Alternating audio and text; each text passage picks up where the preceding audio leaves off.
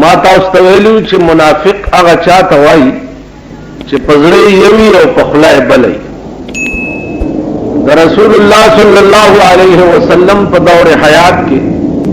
دا قسمه خلق ډېر زیات په ظاهر براله پیغمبر ته او دعوه به وکړه چې یا رسول الله آمنا بالله وبالیوم الاخر، مونږ په خدای ایمان راوړی دی او په ورځ د آخرت مو ایمان راوړی. الله ورته فرمایل چې وما هم بمؤمنین، دا مؤمنان نه دي. دوی په دا ظاهر دعوه د اسلام باندې ځان او مال بچ کئ، حقیقت کې دوی گویا مسلمانان نه دي. دا ظاهره دعوه د څه شي د پاره؟ یخادعون الله والذین آمنوا، دوی ټګي کوي د الله سره. دوی دا غرض ده چې په دغه مونږه خدایم دوکه کوو، دا مسلمانانم په دوکه کوو. الله فرمایي وما يخدعون الا انفسهم، دوی ټګي نه کوي مگر د خپل ځانونو سره. الله سره څوک ټګي کولای شي؟ الله خو هغه ذات دی چې عظیم نه عظیم قوت په یو سکند کې ایره کی. هغه کم طاقت او کم قوت ته چې د الله د ذات مقابله به وکړي. په دې کائنات کې وګورئ عظیم نه عظیم طاقتونه چې څو وخت کې الله راونی سي نو څوک یې خلاصولی نشي. دا څه څوک کولی شي؟ زما عزیزانو عرض دا و چې دا بې وقوف دي، ناپوهه دي. دوی دا خیال کړی دی دا هغه چلو چې نمرود یو لوی برج جوړ کړ، برج یې جوړ کړ او پاس وروختو، وی زه د دغه خدای سره جګړه کوم چې دا د پیغمبران ما ته مخکې مخکې کوي. برج ته پاس وختو، غشي ویستلې اسمان ته شروع کړ. پاس چېرته په غشي باندې مارغه لګېدلی دی، هغه په وینو سور هغه شی را پرېوت. ملګرو ته یې وویل چې ځئ مبارک شه، ده پیغمبرانو خدای مې وویشتو، دا د وینې ترې راغې او بس بچ شو. زما عزیزانو دا یو دوکه ده د نفس چې مونږ پکې پراته یو، یو فراډ ده د نفس چې مونږ پکې پراته یو. دا الله گرفت او دا الله پکړ چې ده هغه دومره سخت وي چې د دنیا یو طاقت بیا خلاصولی نشي. امتحان د پاره کله الله ډیل ورکی سړی ته، پیسې نه پیسې ولا ورکی، دولت ډیر ورکی، اقتدار نه اقتدار ولا پلاس کې ورکی، د ملک حکمرانی کی. بیا دې چې په ګډو وډو سر شنو بیا ولا لګمر وګد کی، ډیل ولا ورکی. ناګهانه بیا رونی چې راوی نشي، بیا د حیران چې خدای دا څو شو. قرآن کریم کې الله فرمایي چې حبیبا ان بطش ربک لشدید، ستا د خدای نیول داسې سختی چې بیا څوک خلاصولی نشي. مولانا روم ان بطش ربک لشدید څه معنا؟ د دې دا معنا ده چې تم شو مغرور بر حلم خدا، تم شو مغرور بر حلم خدا، دیر گیرد سخت گیرد از تورا. د خدای په صبر غاوره کېږه ما چې زار څه کوم خدای ما ته څه وایي نه. دیر گیرد سخت گیرد از تورا، څه ورځې پس څه موده پس به دې راونیسي او داسې به دې ونیسي چې بیا ستا خلاصولو والا به هم څوک نه. نو زما عزیزانو عرض مې دا و چې دا منافقان دا بې وقوفو، کمقلو، ناپوهه وو. دوی دا پوهېده چې مونږ خدای له دوکه ورکو او دا مسلمانان دوکه کوو په دې ظاهر دعوې د اسلام باندې. نو الله فرمایي چې وما یخدعون الا انفسهم، دوی ټګي نشي کولی مگر خپل ځان سره کوي. خدای سره څوک ټګي کولی شي؟ الله سره څوک زیاتی کولی شي؟ الله سره څوک ظلم او جبر کولی شي؟ ځکه چې د دومره لوی طاقت مالک دی چې هغه له د چا زور نه وررسي. د هغه زور په ټوله دنیا حاوي دی او هغه له د چا زور نه وررسي. دا خیال هم نه وباسئ چې زه د یو عظیم طاقت مالک ما او زه خدای سره جګړه نه. فرعون، نمرود، شداد، حامان د دې ټول مثال ستاسو په مخ کې پروت. فرعون 400 کاله بادشاہي و او په 400 کاله کې چرته په سر کې نو خوښ شي او چې ونیول شو نو موسی علیہ السلام ته आवाज وکړ چې منم غستا خدای کوم اخلاص کې. هغه ورته आवाज وکړ چې الان قد ندمت ولا ينفع الندم. اوس پیمانه شوي دا اوس پیمانتیا څه سود نه لري. دغه سي حامان وګورئ، دغه سي نمرود وګورئ، دغه سي شداد وګورئ. تاسو خیال راغی؟ نو عرض مې دا و چې دا منافقان بې وقوفو، دا ناپوهو. اوس سوال دلته یو بل دی چې یو اعتقادي منافقي او یو عملی منافق. د رسول الله صلی الله علیه وسلم په زمانہ کې دا منافقان چې دا اعتقادي منافقان، د دوی اعتقاد چې وا د پیغمبر او د خدای منلو نو، عملی خداو چې پیغمبر په مخ کې داوا کوله چې زه خدای او رسول ورڅ منم. علما لیکي چې آیا دغه اعتقادي منافقان چې کوم د رسول الله په زمانہ کې داغه نرستو دا عمر وخت کې خبر اخلاص شو او که اوسم شته. نو اوس زما عزیزانو شاذ و نادر کچرتوی وی با عملی منافقان ډیر دي او اعتقادي منافقان نشته. عملی منافق گویا کې دیتا وایي چې په زړه کې دی اراده یو څه او تکای بل خبره ده. یو ورځ ما پیاله لاس کې وده چایو، یو سړی راغی ما ته وی چې تا هم مولانا صاحب چایو ختم نه کو، ځکه زمون خلک یو په لکې نیمګړي دي، نور بالکل داسې برابر دي چې په سلور بولی ګرځي سړی توپ سره ډزې کړي او چې تا ختم نه کو داخله انداسې کړه. لکه خبرې چې کوي شیشه ګرځوي ځان سره او د خولې تم ګوره،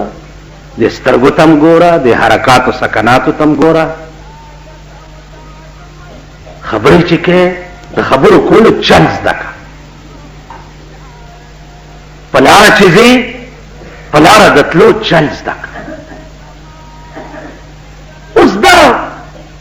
څه سړیتوب دی یا شرافت دی چې ته اوس خلک ناست دي تا خو ساتمه نه کړې. یعنی بل په مجلس کې ملزم کول دا هم سړیتوب.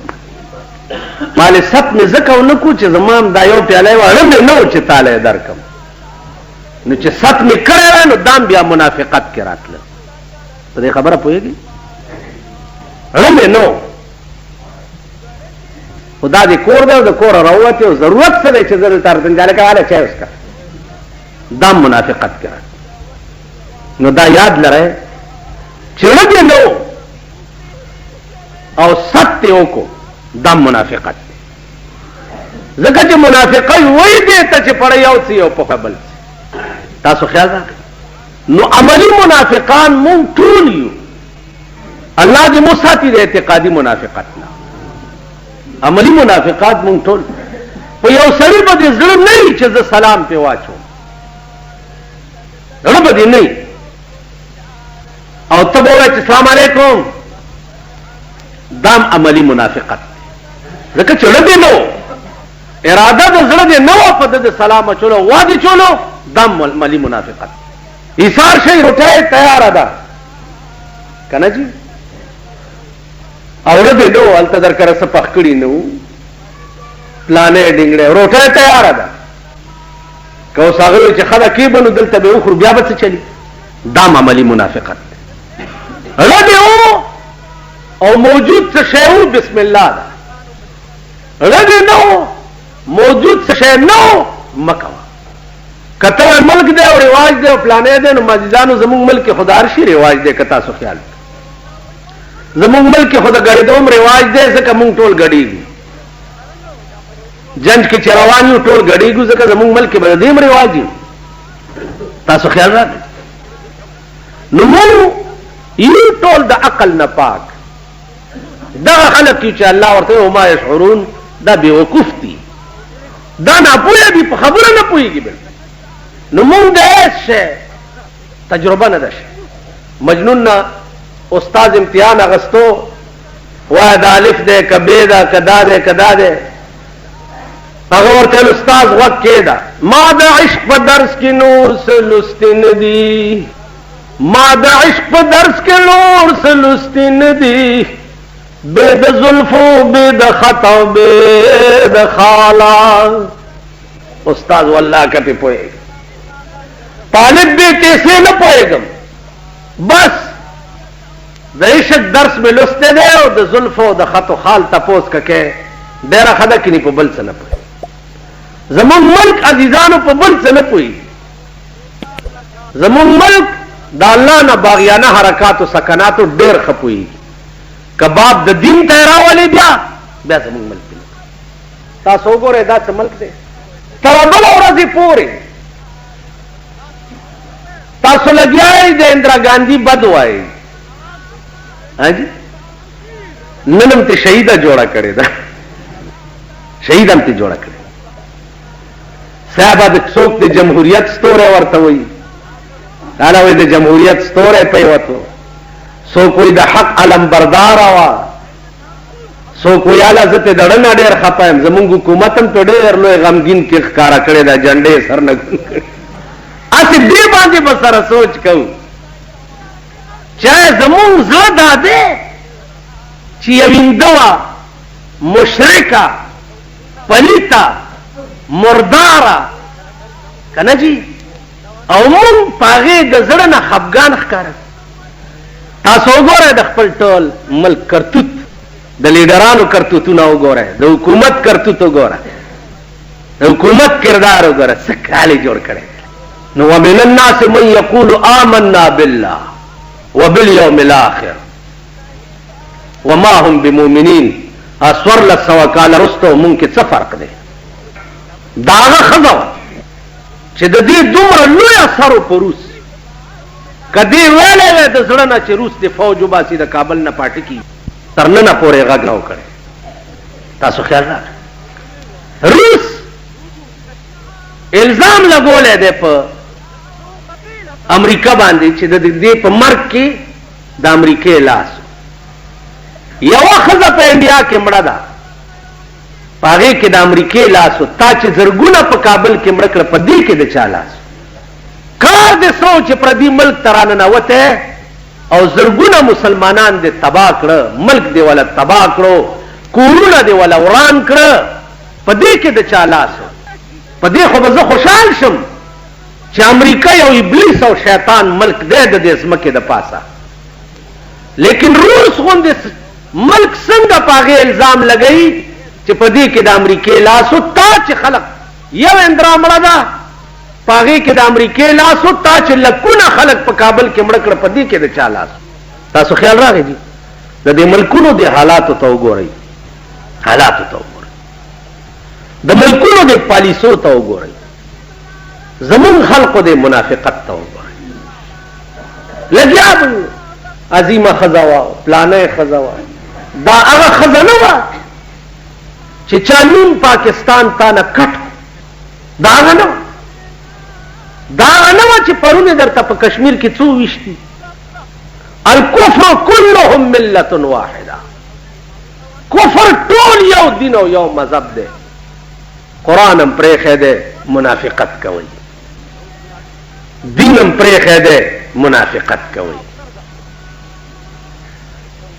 مذهبم پریخه ده منافقت کوي یا ایها الذین آمنوا لا تتخذوا اليهود والنصارى اولیاء الله وی یهود او نصارا او تبدوست نه وي یهود او نصارا د چا دوستان کی ټول کفر یو ملت ده کافر چرې د مسلمان دوستی دي والا چې مسلمان خو مسلمان پاتے ہوئے تاسو لگ سوچ چکا ہے 1,80,00,000 دی سکان پاکستان کی 1,80,00,000 دیو گوردواری بی عزتی شوه و په انډیا کې چې دربار صاحب ورته وي دیو گوردواری او سسکان پکې مړو تماشا مکړه چې په یو میاشت کې د دربار صاحب بدل واغستو په یو میاشت دون حالت پداسې مسلمانانو چې بیت المقدس غوندې جماعت د یهودو غوندې پلیتو په لاس کې دی تر اوسه بدل نه دی. یو اخبار ایډیټر وی زه د سیکانو په مذهب قربانۍ دپاره وی سلام کو مذهب دی ته وی انګریز غوندې قوم سیکان نه و جوکیاو کړي انګریز غوندې قوم فوج کې به نوکرانو سیکانو ورته وی زمونږ مذهبي شعار دی پټکی په سرول فوجي ټوپی به مونږ نه په سره وردی سره به پټکی و لیدلی هم دي چېرته سیکان رانجه خو دې لیدلي که نه چټاکی دغه باندې پوهېږئ چې جمعې په ورځ صاحب ځان غوړ را غوړ کوي او مسواک وکوي او سپری په ځان وکوي څه چل دی جمعې مانځه ته روان ملک ټیپر کوم انګریز غوندې قوم جوکیاو شوی او د سیک دې مشن ته قانون یې ولا بدل که چې سیک به د وردی سره ټوپی نه په سره سیک به د وردی سره پټکی په سره بیا د سیک په لاس کې یو بنګړی چې دا د سیکانو مذهبي رسم دی وردی سره به زما بنګړی په لاس کې او ته به راته غږ نه کوې پیرنګي دام منلی وه مسلمان لفټین دې برتی کوم خو دا ګیره به دې کړې خجي مور لا ورغلی مورې وایي چې ګیره کوه وایي بچیا په ګیرې په لاشه هله زر کوه پلار زن طلاق ته ورغلی و ما خو درته پرون وی چې ګیره کله که دا پلاران دلګان وګوره دا میندې کنجرې وګوره دا زامن حرامیانې وګوره تاسو پوه شوئ مسلمان څه مذهب دی زما دې سترګو څومره هلکانو لیدې سوچه ګیرې بالکل هلکه څه چل یاره فوج کې برتي کېدم ګیره یې نه خوښوله او خدای په فوج کې برتي هم نه کو تاسو خیال راغی زما عزیزانو عرض دا نن ستا د ملک افسران چېرته په دوره لاړ شي او د خپل ماتاتو حجامت لوی وګوري نو ورته وایي ولې پیسې در سره نشته د حجامت کولو ګیره دې ولې نه ده کله کړې دا ستا د ملک افسران او ورشئ د ګورو نانک خلک وګوره د ګورو نانک ملګري وګوره تا کې ایمان نشته که تا کې ایمان وای نو ولې به بیت المقدس د یهودو په قبضه کې وي تاسو هم دې غیرت ته وګورئ چې تا زمونږ د ګورو نانک د جومات بېعزتي وکړه په یو میاشت کې بدل واغه دې ته سوچ کې دا مه وایې ستوړی پرېوتو پلانې پرېوتو پلانې لازمه ته هم ډنډک شې ستوړی او کار چې چلې پرې بوځي خبرې د کردار کوه بیا دې کردار ته وګوره د 80 کروڑ دنیا وزیر اعظم وه د 80 کروڑ دنیا ورشئ نن هم په دلی کې د هغې کور وګورئ چې کوم کور کې دا اوسېده کور یې وګورئ خوراک یې وګورئ لباس یې وګورئ ته به بیا ومنې چې جمهوري ملکونه دغې ته وایي په ټول هندوستان کې د بل ملک موټر نشته مجال دی چې په انډیا کې د بل ملک موټر وګورئ د بل ملک لاره یې وګورئ هر شی په خپله جوړئ هر شی په خپله جوړئ لباس یې وګوره پرون یې زوی وزیر اعظم شو د 2.5 پیسو ټوپه یې په سر ده نن دلته مورې ټوله ورځ سوټې تپي هغه هم د 2000 روپو کرکل په سر کړي میندې سوټې تپي دا قوم دی یا دا ملک دی وزیران یې وګوره یو مرداره شیرواني به یې چولي او د 2.5 پیسو ټوپه او په خپو کې به هغه د 100 روپو پڼې پخپوي او د آل انډیا وزیر به د 80 کروڑ دنیا وزیر به نن راشه ته وګوره د 3.5 ملک دی زمونږ او د دې دا وزیران وګوره شیروانیان یې وګوره هغه ټوپه یې وګوره هغه بنګلې وګوره موټر یې وګوره ګنمینان یې وګوره سیک قوم سره تنازع او سیکان یې ګاډو اعتبار یې پې کړی چې ټیک ده ما ته به فخر وي که زه مړه شم د قوم په خدمت کې ضمیر دې ته وایي دې نه سبق زده کول پکار دي په جنډو راټیټولو کار نه به دې نه کېږي چې د ورځې 15 شیروانۍ بدلوه او 15 پرتګونه اغونده او 15 ټوپۍ بدلوه د لومبۍ سپیناوې ننوزه او جوړه بدلوه ننوزه او جوړه بدلوه ننوزه او جوړه بدلوه سنبۍ دې وینځه راوینځه په دې نه کېږي دا شرمېدلی ملک دا به عمر نه ښه ورځ نه ګوري چې د چا غیر ضروري اخراجات دومره دي چې پناه په خدای ورشه داغه خلق تنخواګانې وګورئ، داغه خلق ملکی حالت وګورئ. اټم بم اراده دې نه دا کړې او یریږي چې هغه د عمله را باندې کیږي، عمله در باندې. په ټوله دنیا کې 15% دنیا انډیا وا او خزي حکومت کولو اندازه وکړي. زمونږ که سړیو په مونږ څه، مونږ که سړیو په مونږ څه. رحمان بابا وایي چې انسانیت خو په دولت نشي رحمانا، انسانیت خو په دولت نشي رحمانا، کبوت سلزله د سرو شي انسان نه دی. بوت سلزله د سرو زرو کا انسان کیږي نه. نو انسانیت چا کې په دولت نه راځي. د دعای ملنګي دعای تناستی او انسان، تاسو خیال راغی، د دعای ملنګي او انسان په تخت ناستی او انسانیت پکې نه. پالا بنگله کې اوسېږي، انسانیت پکې نه. مونږ کې انسانیت وې، زمونږ ښځې لونه به بربنډې ګرځېدې. مونږ کې انسانیت وې، زمونږ ښځو لونه به بار شپې کوله او سهار به راتلې. چېرته تللې وې؟ سهیلۍ کره مې شپه وه، خدای خبر چېرته شپه. تاسو په ایمان وایئ خرا چې په پټو کې شپه تېره کړي، د خرونو نه بچ کېدی شي؟ شرمېدلو پیغلې لور دې بل ځای شپه تېره که، خرې شپه تېره که، سهار راله سهیلۍ کره تللی. مونږ کې چې انسانیت وې، زمونږ به دا حال وې. مونږ انسانان نه. رحمان بابا وی که ظاهر میں د سړو دی زه سکړما، که ظاهر میں د سړو دی زه سکړما، په معنا کې د چار پایو په حساب یم. مونږ شکل که د سړو په دې څوک نه سړی، په دولت څوک نه سړی، په موټر او په بنگله څوک نه سړی. سړیتوب یو ځان له شی دی چې الله پاک په چا کې پیدا کړی. نو زما عزیزانو عرض مې دا و چې څو ورځې په دغې ټیل ټال مه کوئ چې اندرا داسې وه اندرا دا. یو ښځه ولاړه پرونی ماشوم یې راوستو، وزیر اعظم یې پالیسي دې ته وایي او قوم دې ته وایي. تاسو خیال راغی؟ بل دا چې صفتونه یې مه کوئ. عظیمه ښځه وه، یاره ډېره ښه ښځه وه. انا لله. لا بعضو پکې دغه شروع کړي، یاره جي دعا به وکړو نو خدای خراب که چې خراب شي. کافر ته دعا کول په دې سره کافر کی. یو بل سره ته دعا به وکړو، هغه ستاسو دغه مړه ده. نو زمونږ څه مړه ده؟ زمونږ مور مړه ده. تاسو د انسان بچي دي. هسې درته یم خفه نه شئ، خفه نه شئ. د سړیتوب ویش یو نو مونږ ډېر لرې تلي یو، مونږ ډېر لرې. د سړیتوب بوی په مونږ کې نشته. بوی څوک به دا وایي خبالکه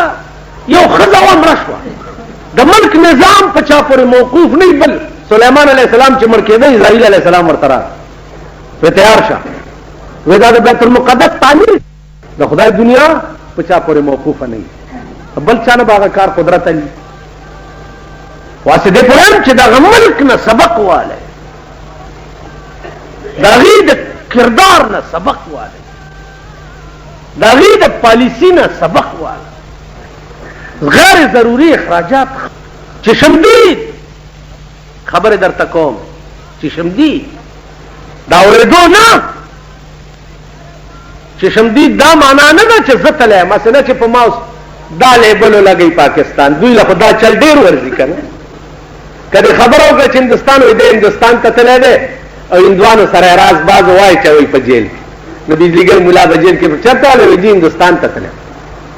که زه هندوستان ته لاړم نو ما څه ملک وران کو، تاسو چې دنیا جوړه کړې ده نن نه درېیمه ورځ ده، په مور به دومره څوک ونه جاړي لکه تاسو چې په هغې جاړئ، او دا منافقت دی که نه جي. نو تاسو دې حوالات ته نه ځئ او زه دې حوالات ته ځم. ولې کابل ته که څوک لاړ شي وایي دا کابل ته تلی، لکه کابل د مسلمانانو ملک دی، مونږ به ځو نه. وایي نه دا کابل ته تلی، تخریب کاری تحقیق وکړئ، پته ولګوئ چې تخریب کاری په ملک کې څوک، پته ولګوئ چې داری پور د جیل بم د چا په کور کې تیارېده، داری پور د جیل د بم سکیم چا جوړ کړی،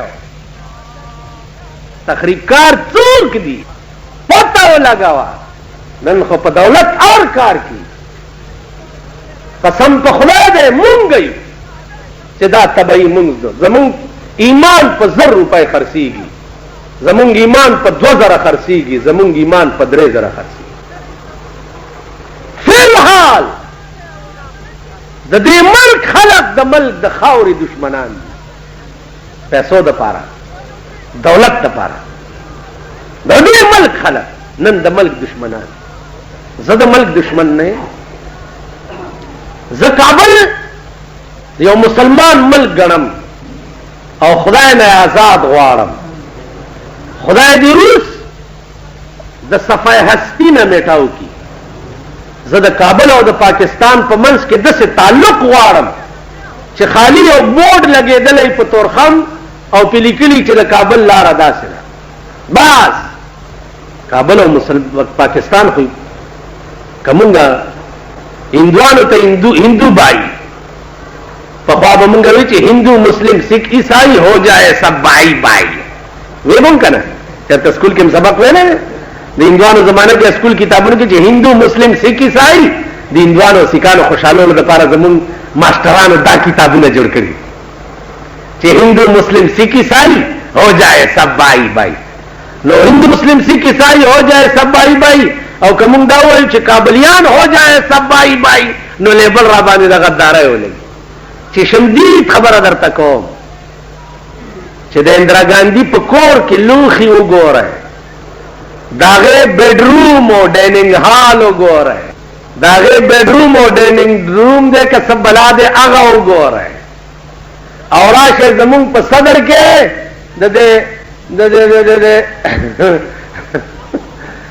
دا په دوانې به چې څوک وانلي د دغه وزیرانو بنګلې مو ګورئ. دا د چا په لاس کې چې یو د تماچې لیسن کول نشته. دغه قوم د پروردګار په ټپ وړاندې دا خدای په ټپو کېنوه چې ناست ورته په دفتر کې څه لګوي په غبرګ وړاندې شي نو ده سره دي څه شي. دا خدای پېژندلې قوم، دا خدای راګیر کړی قوم چې کله در باندې ټیپر په 10 روپۍ کیلو کی، کله در باندې صاحب برسنډې په 14 روپۍ کې. خدای پېژندلی چې دا ستا خوله د سپي خوله ده، دې له به حلال ګډولی نه ورځي، دې له به مردار خر کتی کی. ښه شی په تا خورئ چا ستا ښه خوله نه ده، ستا خوله د سړي د زوی نه ده، نو ستا خولې له به ښه شی خدای څه درولي. ټوله ورځ ګرځه د سپي غوندې او د خدای صفت پرېږده، د رسول صفت پرېږده، او د بني آدمو سي خانان دي او نوابان دي او خاندان سي او خاندان خان دي خدای په توپه ولګ. خان لا چرته د غریب دوست شوی. خان تاریخ وګوره په تاسو یې میچنې ګرځولي دي، حکومت یې در باندې کړی. په دیر کې خاني وه روټۍ م خوړی شوه په مره خېټه، په سوات کې خاني وه روټۍ م خوړی شوه په مره خېټه، په عام دربند کې خاني وه روټۍ م خوړی شوه په مره خېټه، په چترال کې خاني وه روټۍ م خوړی شوه په مره خېټه. ما لیدلی دي په باجوړ کې د خان ځای ته ورغلم. خان خو خوښې ته په کټ کې نه پرېښې چې کښېنې. ځای ته ورغلم خو چې هغه راووتو ټولو خلکو څادرونه داسې داسې کړه داسې او ځان لاندې کېښو په ځمکه کېناست او داسې کېناست. زه ونه لیکم چې ما ته ونه وایي چې تم په ځمکه کېنه، خو ځان مې ورته تیار کړو چې که ویې وي چې په ځمکه کېننم یو څه ورته سناوم، خو ما ته یې غږ ونه کړو. چې لاندې راکوز شو خلکو نه مې تپوس وکړو چې هلکه دا ولې وایي جي د نواب صاحب مخکې مونږ چېرته په کټ کې ناستې شو، تاسو هغه قوم نه چې دوی په کټ کې نه پرېښوئ، د دوی په مخ کې تا روټۍ نه شوه خوړی، د سپي غوندې به بار په برنډه کې در کوله چې دی به دننه په صوفې او کرسو باندې ناست نو تا له به د سپي غوندې برنډې ته راویسته. تاسو هغه نه صفت د خدای کوه، صفت د رسول کوه، د هغه ذات صفت کوه چې چا د نیست نه هست کړی وي، د عدم نه وجود ته راوستی وي، بیا به د عدمي کی، بیا به د را پیدا کی. د هغه ذات صفت کوه چې چا د مور په خېټه کې روټۍ در کوله، د هغه ذات صفت کوه چې چا په دنیا کې تا له رزق او روټۍ در کوي. خان به چاله څه ورکوي. او بیا د اوسني خانان دا خو چې بار راوځي دکاندارانو ته ګوري چې چا به چاینک راغوښتی چې یو پیاله یې پکې زه مسکم. اوسني خانان خدای پخوا که خانان وو هغې به لادیان چېرته اجره کې د څلور مېلمانه خو ناستو دا اوس خو کوڅه ډبې ګډې دي بازار ته چې راوځي پردو چایلکونو ته ګوري چې چا راغوښتي چې یو پیاله چای پکې زه مسکم دیو جنا د خدای صفت کوای خدای ته رجوع شي دیو جنا د خدای صفت کوای خدای ته رجوع شي خدای سره رابطه او تعلق ته په خدای قسم چې ته د خدای شي والله العظیم چې دا ارث بتا پسې منډه هارون رشید زمانہ وا پخکار وته غر میں روټه پڑا یو کارګر راغی د هارون رشید د مخې نه روټه وتښتوله هارون رشید پاس سور شو ورپسې منډه وزیران ورته صاحب ولې دا کارګر وجنم د څنګه دا جرأت وکړ چې زما د مخې نه روټه وتښتوله کارګر مخکې هارون رشید ورپسې غره هغه غاړه واوړېدو دیم ورپسې ورواوړېد چې ورواوړېدو یو سړی د داسې تړلی پروت دی لاسونه شاته خپې شاته په څادر او پټکي تړلی دی او داسې په ډډه پروت د کارغه هغه روټه یوړه او دې سړي له په خوله کې ورکړه هارون رشید چې ورنږدې شو نو هغه سړي نه تپوس وکړ لکه دا څه چل دی کارغه خو والوتو وی صاحب څه تپوس کې سوداګرو ما په لاره روانو غرور شو کوله په دې خپل څادر او پټکي راته لاسونه خپې وتړل او مال رانه ټول یو او زه دغسې پروت یم څومره موده وشوه 3 میاشتې وشو وی روټۍ اوبه وی والله چې کله نه هغې تړلی او هغې رانه تلي دي دا کارغه ټایم په ټایم اوبه م راوړي او په خوله کې راکوي او روټۍ م راوړي په خوله کې نو مولانا روم وایي چې اسببها بگذرو تقوی طلب اسببها بگذرو تقوی طلب تا خدا روزی رساند بے سبب ہلے پریدا تقواو کا خدای سره جوړاو کا خدای سره دې جوړاو شو روټای بتا پسې منډي وي دمه بتا پسې منډي وي او چې خدای سره دې جوړا نه وا نو تا نه به تو سن سپه جوړي ته بارشي پسې منډي وي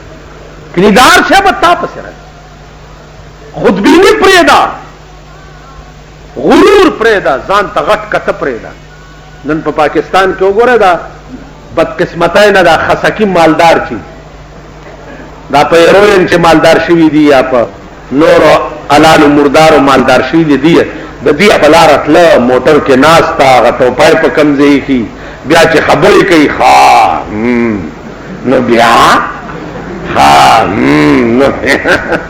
دا ته ګورئ تاسو ما دا خبرې دروغ نه دي ورته وګورئ دا خسکی مالدار چې خبرې کوي ها نو بیا خانو بیا نه چې ډاپ شي په دغه ځای وونه چې نو بیا لکه تا کې سب بات پوک والے شفاش دا ځان ته دومره غټ والی ګوره غټ کته خو یو د خدای د ذات سره خایي چې ټول عمر به په یو حال او څه تغییر به پکې نه راځي ته څه یو غټ کته په ځان لتی خو ته ځان ته وګوره شیخ عبدالقادر جیلانی رحمت الله علیه ته د چین بادشاہ یو شیشه راستولی و شیشه راستولی و صاحب کله چې ګیره میره ګمنځینو دی شیشه کې به ګورې وی ډېره خدا خلوت کې داسې کې حضرت بار ناستو هغه مرید دننه خلوت جارو کولو شیشه وغورځېده او ماته شوه چې ماته شوه حضرت شیخ چې راننوتو نو مرید ورته وایي چې صاحب از قضا آیینه چینی شکست صاحب هغه د چین شیشه چې وا بادشاہ چې را لېږلې وه ماته شوه وی څه ورته از قضا آیینه چینی شکست قضا رااله او هغه د چین والا شیشه ماته شو حضرت شیخ ورته څه وایي ورته بچیا خوب شد اسباب خود بینی شکست خوب شد بچیا ډیر خو شو ا د خودبینۍ شی ورک شو سب ځان ته ګورم بچ ډیر خسته ښکارې او ډیر ښه ښکارې که نه چاړو دا شی ورک شو چې ځان کې مې چېرته خودبیني را نشي الله شیشه کې به هم نه کته چې ځان ته چېرته غټو نه ګورم یا ځان ته خیستاونه سحال بی داغا خلقو چې د نیانو په دکان کې وړاندې رستو شیشې ورته لګې دي سحال بی د دې خلق کله به داسې پکې کوي کله به داسې پکې کوي دا چرګې پشان لکای پشان سرونه چې دي کله به څه چل کوي کله به څه چل دې خلقو به څه مسلې تپوسو که چې یو سړی ګیره کله کی او شیشه کې وګوري او وی چې فوی ډېر ښایسته شم پاټکی کافر شي سحال به د دې خلق بس بیا خبره ده چې پیر صاحب هم ګیر خریلی ته ترغاړي وځي او مولا صاحب هم ورته وي چې په ګیره دې مشه دا ګیر خریلو کې ژوندي بزرګان او په ګیره دې مشه دا چاپلوسي خو مونږ کې شته که نه لکه پاکستان کې د شورا ممبران چې دا چاپلوسیګر خو مونږ یو که لیکن مسلې ته ګوره یو سړي ګیره کله کا او شیشه کې وکړ چې زه ډېر ښایسته شم نو د ښایستهوالي دپاره خو خدای ګیره پیدا کړې ده او تا ګیرې کلولو ته ښایسته مرزا بیدل یو شاعر نئی ته د شعرونه چېرته چا واورېده چې ډېر ښایسته شعرونه وایي را روان شو چې ویې ګورم دا خو به ډېر بزرګ سړی چې راغی تپوس یې وکړو چې مرزا بیدل چېرته دی هغه د نئی دکان کې ناست دی ګیره کلی ورننوت چې ورننوت مرزا بیدل نیمه ګیره کله کړې وه او نیمه پاتې وه چې پاتې دي چې ورته وکتل دا مرزا بیدل دی ویو صاحب دا دی ورته ویل مرزا بیدل شماری شرامې تراشي ته ګیره کلې شعرونه څنګه وایي او خره ګیره نو مرزا بیدل ورته وایي چې ریش رامې تراشم لیکن دل مخلوق را نه خراشم ګیره کلوما خو د خلقو نه ازاروم خیالم راغی د خلقو نه ازاروم نو دی ورته وایي چې او مرزا بیدل شما بدتراشن ریش دل رسول الله را می خراشی ته چې ګیره خره ته د رسول الله زړه تراشه لګیا ہے مرزا بیدل بے ہوش پریوت لاندې راوغورځېد ډېر وخت بے ہوش پروت چې څه وخت را پاسېده نو هغه سړي ته وایي جزاک الله کې چشمم با ساختی جزاک اللہ کے چشمم با ساختی مرا با جان جان ہمرا ساختی وسری اللہ دی تعالی ډیره جزائے خیر در کی مالا خود دا سے خبر او کہ د محمد رسول اللہ سره به یو ځای شما شکریہ ادا ادا اوس خو دې څوک وي مولا دی لوی مولا دی چاته وي هاي لکه دا ګیره مدغه کو ځکه مړه تاسو دې ګیرو نه نور ته هم داسې وکړي څه چې د دې پښتنو عادت دی پښتانه پښتون په دې سړکو تاسو ګورئ د دې پښتنو کلو ته چې ورشي حجرو ته چې ورشي چېرته چې ګني پراتې او دوی یې جنګوي دغې له چې ورشي بټیر خانو ته چې ورشي قهوه خانو ته چې ورشي دلته دا پښتانه ګوره که دا په سینما کې پرون څوک داسې پرشېدلي چنډه خان پراته د څوک ډېر دغه وشو یو پکې د باجوړ نه راغلی ما چې باجوړ کې پې مور بوره شوه ډېر ښه ته د باجوړ نه کور دی وران شه دلته بایسکوپ کولو ته راځي د څوک دا پښتانه دي که نه نو زما عزیزانو عرض مې دا و چې ومن الناس من یقولو باندې سوچ کوئ چې د منافق معنا دا ده چې پړی یو یو په خوله بلې سزا به صحیح کافر چې په منځ د جهنم کې پروتي نو منافق به په لاندې تاخچه د جهنم کې